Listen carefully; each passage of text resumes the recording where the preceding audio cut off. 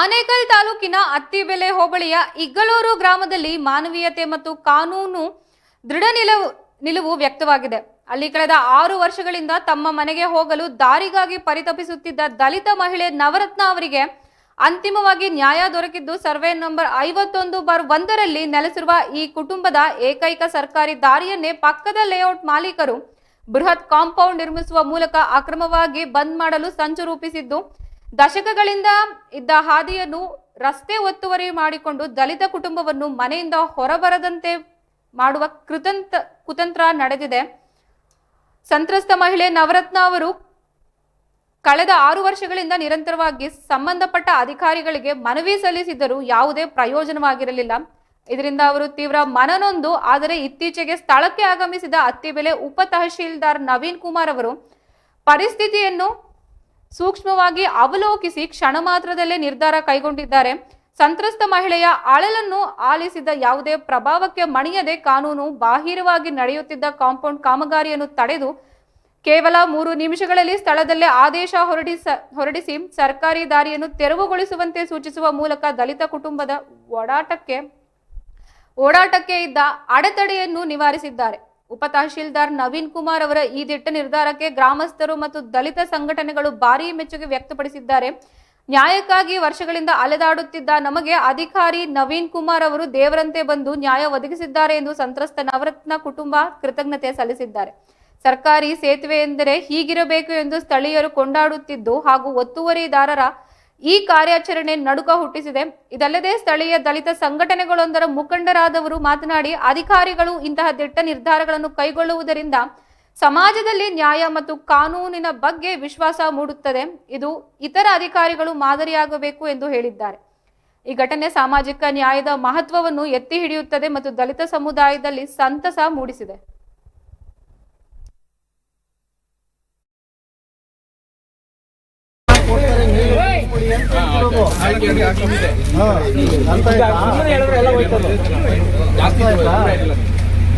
Paint ಎಲ್ಲಿ sir? Paint Gopal ತೋರಿಸು, ನೀನೇ ತಗೊಂಡಿವಂತೆ ನಿಮ್ಮ ಯಜಮಾನರುಗಳು ಸ್ವಲ್ಪ ಇರು, ಮಾರ್ಕ್ ಮಾಡಪ್ಪ. ಇರೋ ಪೈಂಟ್ ತರ್ತಾರ, ಬನ್ನಿ ಬೇಕಾದ್ರೆ ಗಾಡಿಯಲ್ಲಿ ಕರ್ತಾರೆ ಹೋಗಪ್ಪ. ಇನ್ನ ಎತ್ತ ಮೇಲೆ ಅಷ್ಟೇನಾ?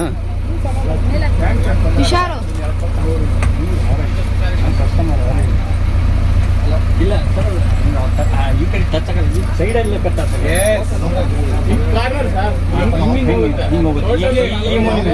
ಮೇ ಬಿ ನಮ್ದೊಂದು ಈ ಕಾರ್ನರ್ ಹೊರಟೋಗುತ್ತೆ, ಈ ಕಾರ್ನರ್ ಮೂಲೆ ಹೊರಟೋಗುತ್ತೆ. ಭೀಮ್ ಒಂದು ಭೀಮ್ ಯಾರು ಹೋಗ್ತಾರೆ ಸರ್? ಇನ್ಸ್ಟ್ರೂಮೆಂಟ್ ಸರ್ವಿಸ್ ಹೋಗ್ತಾರೆ, ಸರ್ವೇರ್ ಹೋಗ್ತಾರೆ. ಹೋಗಿ ಸರ್,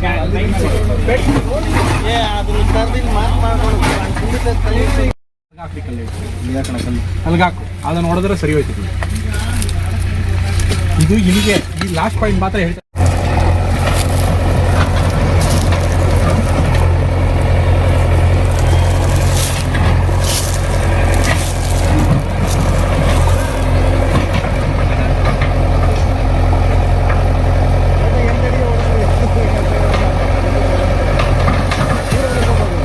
ಎಂಟಡೆ ಕರೆಕ್ಟ್ ಆಗೈತೆ ಈಗ. ಲೆವೆಲ್ ಮಾಡ್ಕೊಂಡು ಡೋಜಿಂಗ್ ಮಾಡಿಸ್ಬಿಡ.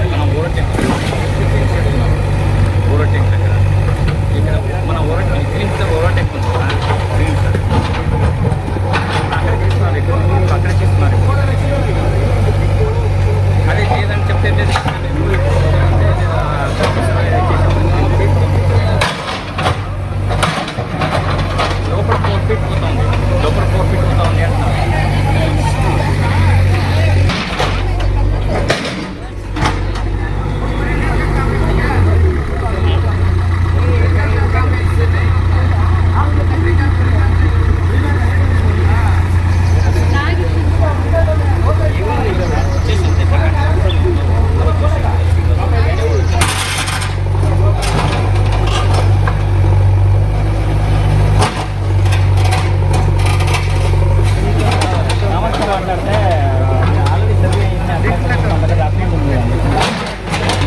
ಡಾಕ್ಯುಮೆಂಟ್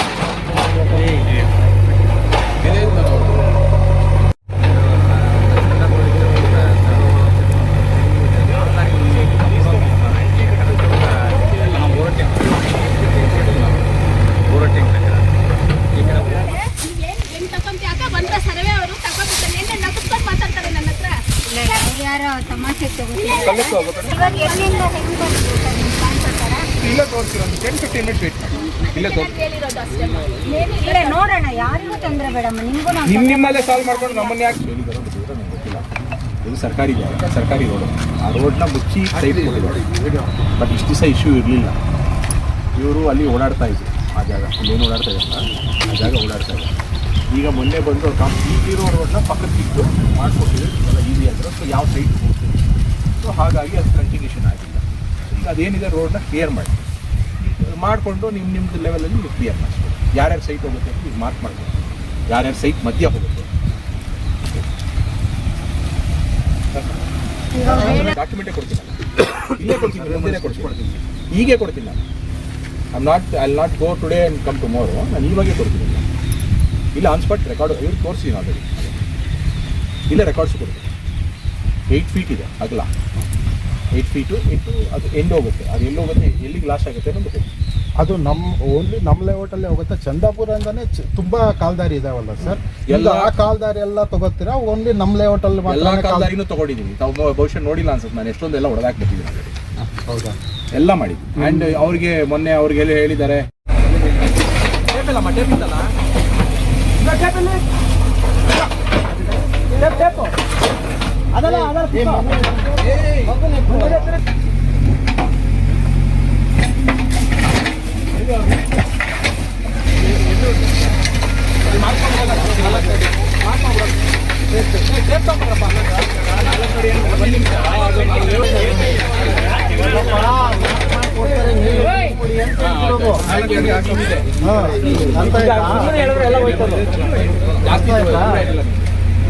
ಪೈಂಟ್ ಎಲ್ಲಿ ಸರ್? ಪೈಂಟ್ ಗೋಪಾಲ್ ತೋರಿಸು, ನೀನೇ ತಗೊಂಡಿವಂತೆ. ನಿಮ್ಮ ಯಜಮಾನ್ರಿಗೆ ಹೇಳಿ ಸ್ವಲ್ಪ ಇರು, ಮಾರ್ಕ್ ಮಾಡಪ್ಪ. ಇರೋ ಪೈಂಟ್ ತರ್ತಾರ, ಬನ್ನಿ ಬೇಕಾದ್ರೆ ಗಾಡಿಯಲ್ಲಿ ಕರ್ತಾರೆ, ಬೇರೆ ಬರ್ತಾರೆ. ಹೋಗಪ್ಪ, ಇನ್ನ ಎತ್ತ ಮೇಲೆ ಅಷ್ಟೇನಾ? ಹುಷಾರು. ಇಲ್ಲ ಸರ್, ಈ ಕಡೆ ಟಚ್ ಆಗಲ್ಲ, ಈ ಸೈಡಲ್ಲೇ ಕಟ್ ಆಗ್ತದೆ.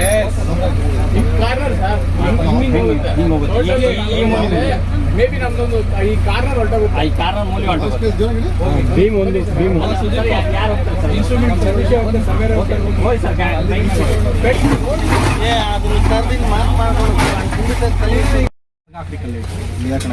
ಅಲ್ಗಾಕು ಅದನ್ನ ನೋಡಿದ್ರೆ ಸರಿ ಹೋಯ್ತು. ಇದು ಇಲ್ಲಿಗೆ ಈ ಲಾಸ್ಟ್ ಪಾಯಿಂಟ್ ಮಾತ್ರ ಹೇಳ್ತಾರೆ. ಇದ್ರ ಬಗ್ಗೆ ಹೆಚ್ಚಿನ ಮಾಹಿತಿ ನೀಡಲು ನಮ್ಮ ವರದಿಗಾರರಾದಂತಹ ಮುನಿಯಪ್ಪನವರು ನಮ್ಮ ಜೊತೆ ದೂರವಾಣಿ ಸಂಪರ್ಕದಲ್ಲಿದ್ದಾರೆ. ಮುನಿಯಪ್ಪನರೇ ಹೇಳಿ, ಆ ದಲಿತ ಮಹಿಳೆ ಎಷ್ಟು ವರ್ಷದಿಂದ ಆ ಥರ ಅದ್ರ ಬಗ್ಗೆ ಓಡಾಡ್ತಾ ಇದ್ರು? ಆ ಕಾಂಪೌಂಡ್ ತೆರವಿಗಾಗಿ ಓಡಾಡಕ್ಕೂ ಜಾಗ ಇಲ್ಲದೆ ಉಪ ತಹಶೀಲ್ದಾರ್ ಆದಂತಹ ನವೀನ್ ಕುಮಾರ್ ಅವರು ಈ ವಿಷಯನ ಹೆಂಗೆ ಸಾಲ್ವ್ ಮಾಡಿದ್ದಾರೆ? ಪ್ರದೇಶ ಇದು 6 ವರ್ಷದಿಂದ ಹೋರಾಟ ಹೋರಾಟ ಮಾಡ್ತಾ ಇದ್ದಿತ್ತು. ಅವರು ಅಂದ್ರೆ ಅವ್ರ ಮನೆಗೆ ಓಡಾಡೋ ದಾರಿ ಇಲ್ದಿರ ಸುತ್ತಮುತ್ತ ಇರುವಂತ ಮಾಲೀಕರು, ಜಮೀನು ಮಾಲೀಕರು ಮೊದಲು ಒಂದು ಕಾಲ್ದಾರಿ ಇತ್ತು. ಕಾಲ್ದಾರಿ ಇದ್ದಾಗ ಅದ್ರಲ್ಲಿ ಓಡಾಡ್ಕೊಂಡಿದ್ರು. ಈಗ ಭೂಮಿಗೆ ಅತಿ ಹೆಚ್ಚು ಬೆಲೆ ಬಂದಿರೋದ್ರಿಂದ ಆನೇಕಲ್ ಭಾಗದಲ್ಲಿ, ಸುತ್ತಮುತ್ತ ಬೆಂಗಳೂರು ನಗರ ಭಾಗದಲ್ಲಿ ಈಗ ಏನಾಗ್ತಾ ಇದ್ರೆ 1 ಇಂಚು ಭೂಮಿಯನ್ನು ಬಿಡದಿರ ಎಲ್ಲಾನು ಅವರು ಸ್ವಂತ ಆಸ್ತಿಗಳಾಗಿರೋದ್ರಿಂದ ಅವರು ಕಾಂಪೌಂಡ್ಗಳು ಹಾಕೊಡೋದು, ಇಲ್ಲಾಂದ್ರೆ ಏನಾದ್ರು ಗೇಟ್ಗಳು ಇಟ್ಕೊಡೋದು, ಇಲ್ಲಾಂದ್ರೆ ಬೇರೆ ರೀತಿ ಅಂದ್ರೆ ಕಟ್ಟಡ ಕಟ್ಟಿ ಬಾಡಿಗೆಯಲ್ಲಿ ಕೊಡೋದು, ಏನೋ ಒಂದು ಮಾಡ್ಕೊಂತ ಇರ್ತಾರೆ ಅವರು ಖಾಸಗಿ ವ್ಯಕ್ತಿಗಳು. ಅದೇ ರೀತಿ ಇವ್ರಿಗೆ ಏನ್ ಮಾಡಿದ್ದಾರೆ ಅಂದ್ರೆ, ಇವ್ರಿಗೆ ರಸ್ತೆ ಅಂದ್ರೆ ಅವ್ರಿಗೆ ಬೇರೆಯವರು ಜಾಗದಲ್ಲೇ ಹೋಗ್ಬೇಕಾಗಿತ್ತು. ಅದು ಸರ್ಕಾರಿ ಏನಾಗಿದೆ ಕಾಲ್ದಾರಿ ಅಂತ ಇದೆ. ಕಾಲ್ದಾರಿ ಇದ್ದುಕೊಂಡ್ರು ಏನ್ ಮಾಡ್ತಾ ಇದಾರೆ ಇವರು, ಅಧಿಕಾರಿ ದಿಕ್ ತಪ್ಪಿಸಿ ಇವರು ಕಾಂಪೌಂಡ್ ಹಾಕೊಂಡು ಇವರು ದಲಿತ ಮಹಿಳೆಯವರಿಗೆ 6 ವರ್ಷದಿಂದ ಹೋರಾಟ ಅಂದ್ರೆ ಎಲ್ಲಾ ಇಲಾಖೆನಲ್ಲೂ ಡಿಸಿಗಾಗ್ಲಿ, ಎಸಿಗಾಗ್ಲಿ, ತಹಸೀಲ್ದಾರ್ಗಾಗ್ಲಿ, ಸ್ಥಳೀಯ ಉಪ ತಹಸೀಲ್ದಾರರಾಗಲಿ, ಸ್ಥಳೀಯ ಗ್ರಾಮ ಆಡಳಿತ ಅಧಿಕಾರಿಗಳಿಗಾಗಲಿ, ಎಲ್ಲಾರ್ಗು ಪಂಚಾಯತಿಗಾಗಲಿ ಎಲ್ಲಾರ್ಗು ಮನವಿಗಳು ಕೊಟ್ಟಿದ್ದಾರೆ. ಸತತ 6 ವರ್ಷದ ಪ್ರಯತ್ನ ಪಟ್ಟರು ಅವರಿಗೆ ಯಾವುದೇ ನ್ಯಾಯ ಸಿಕ್ಕಿರ್ಲಿಲ್ಲ.